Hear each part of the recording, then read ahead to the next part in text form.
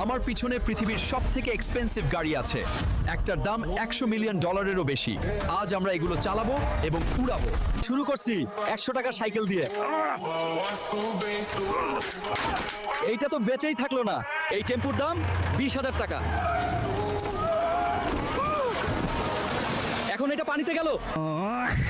1 লাখ টাকার গাড়ি। ও এখন উড়িয়ে দেব।